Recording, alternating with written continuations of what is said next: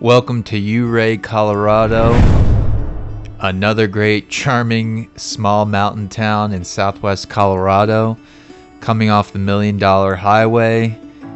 Just an amazing experience coming from Silverton. This has the look and feel of Telluride. It has that box canyon look, and I just love this town. I think it is one of the best downtowns in Colorado as far as small mountain towns are concerned. So this is what it looks like coming off the $1 Million Highway, descending into the town. You're going to take a tour at the famous Beaumont Hotel. One of the staff members was kind enough to give me a fairly lengthy tour and history of the place. So stay tuned for that. You're going to see some great drone footage. I climbed a surrounding mountain and hiked to a miner's cabin, so there's that to look forward to. So stay tuned. I'm going to show you what this town looks and feels like, and going to give you the history, of course.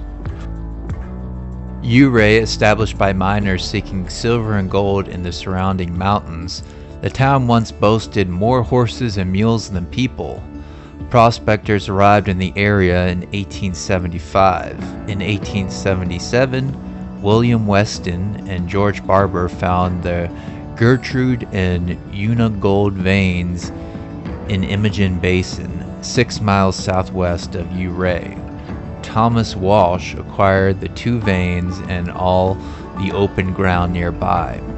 In 1897, Walsh opened the 𝐃𝐨𝐵 mine, adding a 20 stamp mill in 1898 and a 40 stamp mill in 1899. The mine produced almost 20,000 ounces of gold by 1902.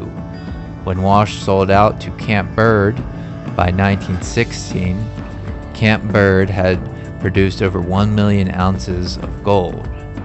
At the height of mining, Uray had more than 30 active mines.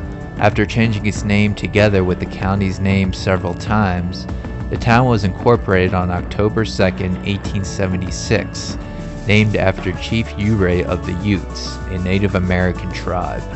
By 1877, Uray had grown to over 1,000 in population and was named county seat of the newly formed Ouray County on March 8, 1877.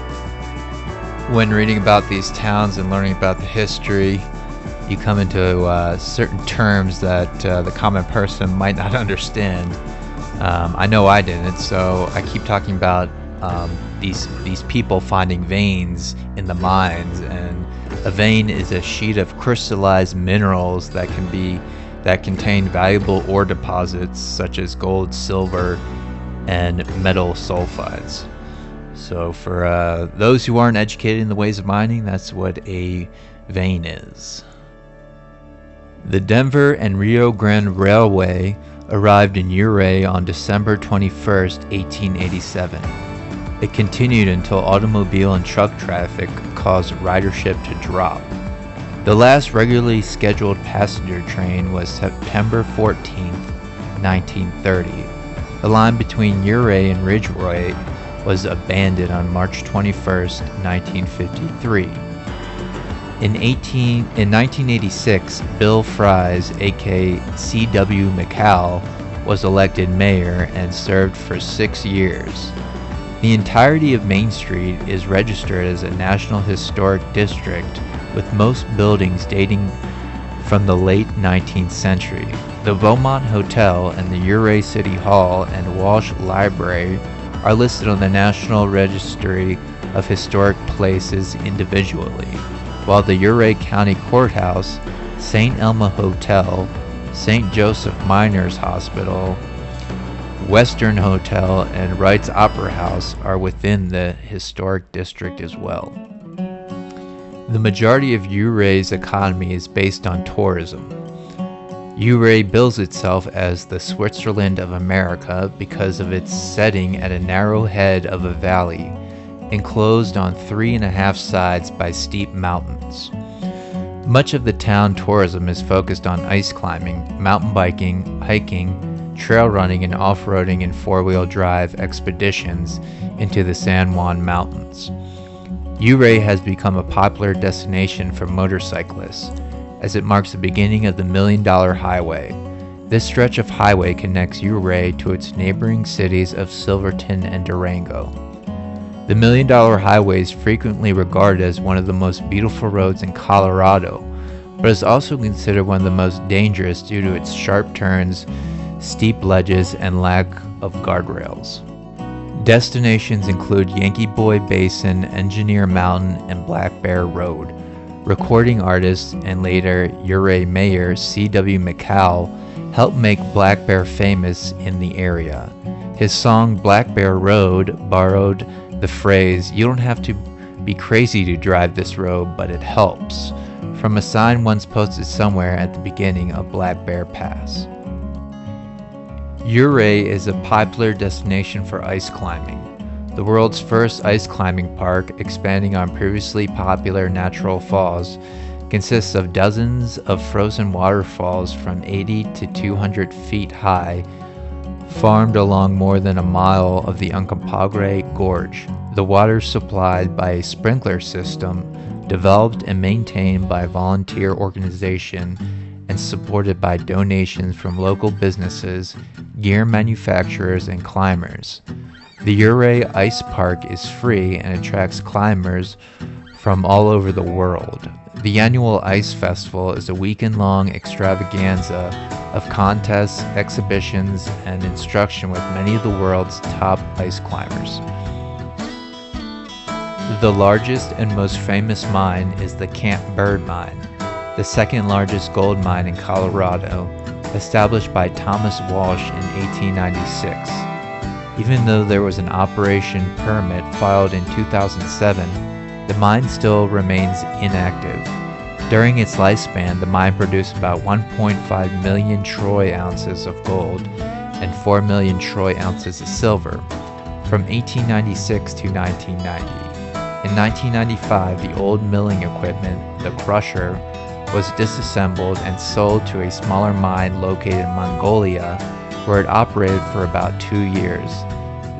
The vacant mine can be seen on the steep two-wheel drive road leading to the four-wheel drive roads to Yankee Boy Basin and 𝐿Pen Pass.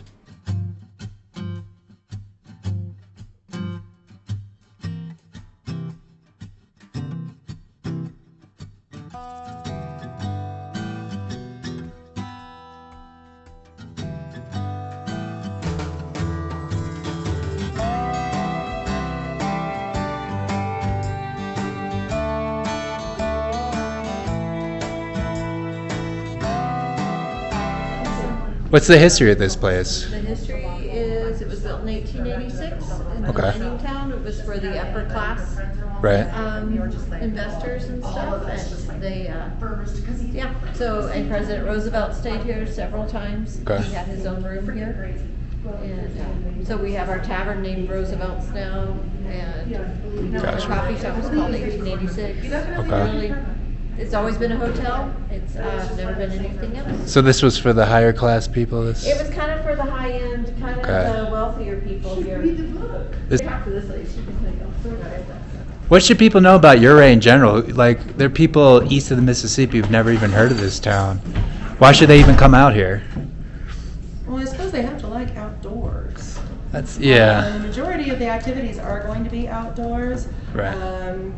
Uray, Telluride, all of the surrounding area on the western slope is filled with history. Right. Telluride and Uray actually were tester cities for hydroelectronics. Okay. So it more than just mining happened in Uray. When you say hydroelectric products, is that like powering mines? Right. Like so alternative? Actually, Nikola Tesla built the first hydroelectric water plants in Telluride and Uray. Both of them are still operational. So, very cool. Like I was saying, more than just mining happened here. Right. Although that history is pretty rich as well. Yeah, I've heard about Nikola Tesla, because there's a lot of electricity in Colorado, Right. so this was a good place for him to play. Yeah, it was actually these little tiny towns in Colorado are some of the first places that had wired buildings. Really? Yeah, which is kind of interesting. The Ayn Rand, I think her name, I'm not sure how to pronounce it. She actually wrote Atlas Shrugged. Okay. Uray is the model for her utopian society. Okay. In Atlas Shrugged, and the train is actually based on the Durango-Silverton train, which actually ran all the way to Grand Junction and Denver. Right. Back in the day. I think it was 1965 that they took down the railroad station in Ridgeway. True Grit was filmed here. A lot of other westerns were filmed in the area. What other westerns that you know of were filmed here? Oh my goodness, what is it? Butch Cassidy and the Sundance Kid? Okay. Is it Robert Redford and Paul Newman, I believe? I haven't watched that one. Right, I believe. But well, the San Miguel. More recently, what's that Quentin Tarantino one? Well, those aren't real westerns, Quentin Tarantino's. It was kind of, I mean, like there were horses in it. It was a western. People died. Yeah, you know, lots of people died. That's what westerns are all about. It's true. Or people think. Right. But no, over 500 miles of jeep trails right. are accessed from here. They all lead to old mining communities and old mines. Ice climbing, backcountry skiing. What hiking trail would you recommend if I have 3-4 hours? 3 or 4 hours for a hiking trail? How fast of a hiker are you? I'm pretty good. Yeah. I actually really like Portland Trail. That's Portland Trail. Nice, mellow trail. It's kind of a mid-level to easier. It's mostly forest walking. I hate the forest walks. You don't like forest walking? I want the views. You want the views. Oh, so you want to go up above timber. Yeah, you got to go high. I came here because I was going to do Blue Lakes tomorrow, but... Oh, Blue Lakes is magnificent. I don't know if the time to do it. Is that parking lot filled, by 6 a.m.? You know? Filled by 9? It's hard telling. You know, right. I mean, really, it just kind of depends on what the weather decides it wants to do. Blue Lakes is definitely a magnificent trail, but that isn't all day. Yeah, I know I need to do that. I think it's 11 miles in, up to the top lake, if right. you do it that way. Let's see, a nice, fast, easy trail. I'm just trying to think really quick. I've opened my all trails, and there's a bunch. Yeah, Bridal Veils. The trail is really beautiful. That's just right on the other side of town. Do the Box Canyon Park. Twin Peaks Trail, which is going to take you up above timberline and give you those spectacular views that you're looking for. You said it's the Box Canyon Trail? Box Canyon Falls. Box Canyon Falls. So okay, I'll look for that one. Into the park, go up, take the left up the stairs. Takes you to the hanging bridge, and then it provides access to a lot of different trails up there. Ice Park Trail is also another really fast one. Okay. I would say Sutton because it's only 3 miles, but it's 3 miles of Stairmaster. Yeah, all vertical up. That sucks.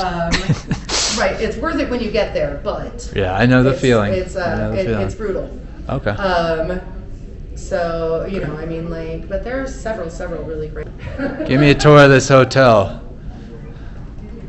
And this is the Beaumont? Beaumont. And how do you beautiful mountain. Okay. Right? Okay, so this right here is where it used to be the Western Union Station, okay? The first Western Union Station on the western slope. Wow. There's a photograph over here of what it looked like back in the day. The telegraph operator was under the stairs. Okay. So kind of interesting. Over on this side, it was originally a theater. Now we have a coffee shop and tavern, but this right here is where the stage was. When they did the restoration, they kind of fixed it up a little bit. Nice. So how do you pronounce this town? Uray. Uray. Mm-hmm. It's not Ourey. Nope. Uray. I've been pronouncing all sorts of different ways. Well, different people pronounce it differently, but so. The staircase is the original staircase. When they did the restoration from 98 to 2003, they actually were able to save the entire staircase. So this is all original. That's awesome. Yeah. This is one of the original light fixtures, what I was talking about with Nikola Tesla. Okay. So it isn't broken. Back in the day, because electricity was so new, they had a switch when the electricity would go out, and the little candelabra on the top was gas. Okay. So they would just switch it back over to gas. Cool.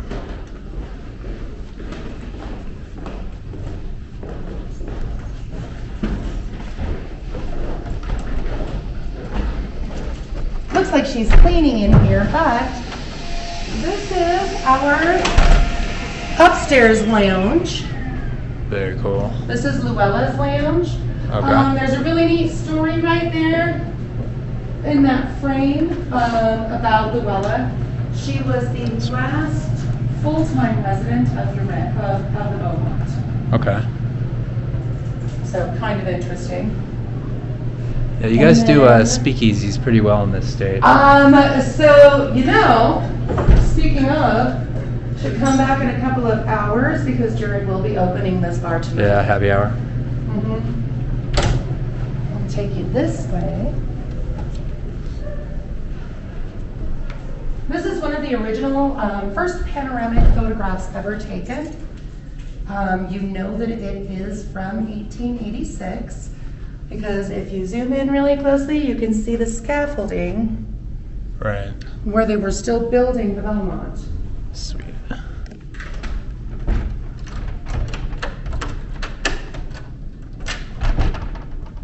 And we're in the process of setting up for another wedding, but this is the grand ballroom. Oh wow, beautiful. Mm-hmm. Really cool.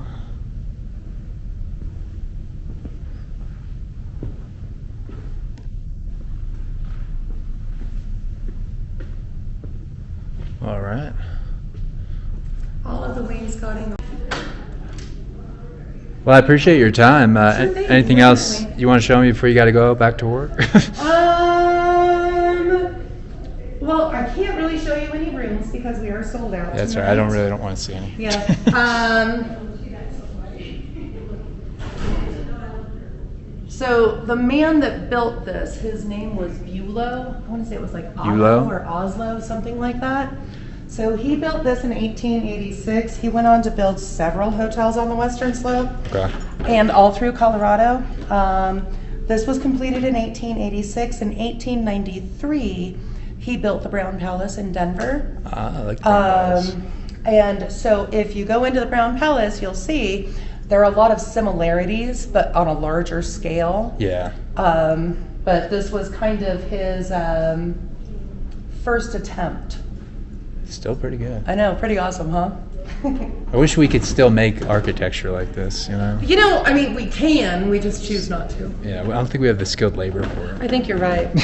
What's really ironic is that it only took 6 months to build. it. 6 months. Yeah. So they built it in 1886. They didn't finish building, well, they finished it in 1886.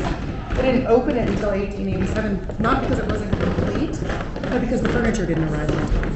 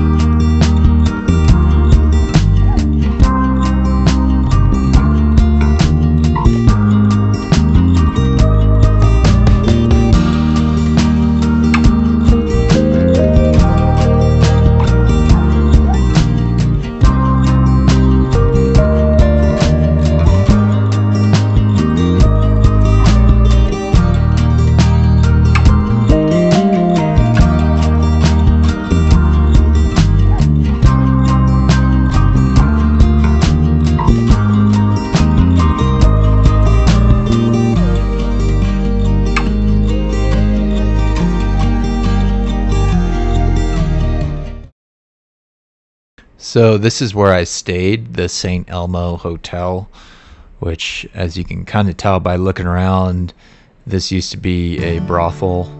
So it was really tacky, but kind of cool at the same time. So you just don't really see these types of rooms these days. So I had to, just take a little tour around and get a little nostalgic about the area. But it was a beautiful hotel. Staff was great. And I do recommend staying here.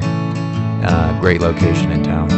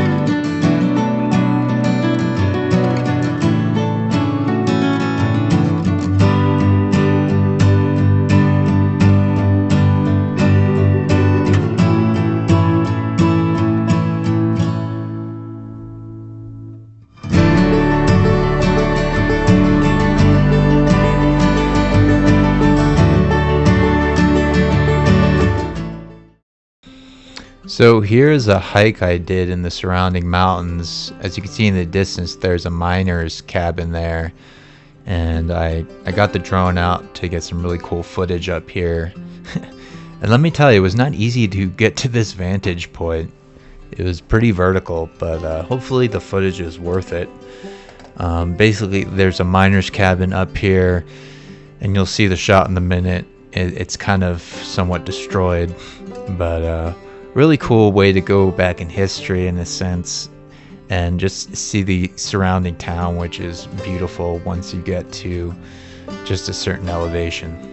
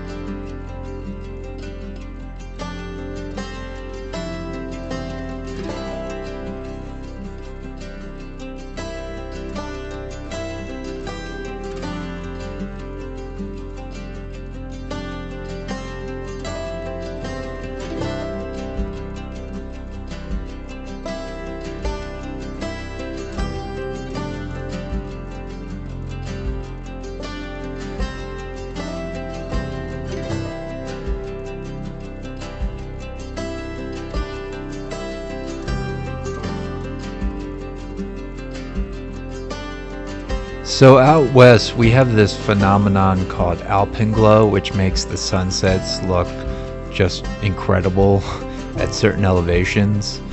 It's a German word that means Alps glow, and it's an optical phenomenon that occurs as the horizontal reddish glow near the horizon opposite to the sun when the solar disk is just below the horizon. Alpenglow refers to indirect sunlight reflected or diffracted by the atmosphere after sunset or before sunrise. This diffuse illumination creates soft shadows in addition to the reddish color. The term is also used to informally to include direct illumination by the reddish light of the sun rising or setting with sharpened, defined shadows. So basically, you only get this type of sunset out west in pretty mountainous areas, and it's just an amazing thing to see, and makes these towns just gorgeous.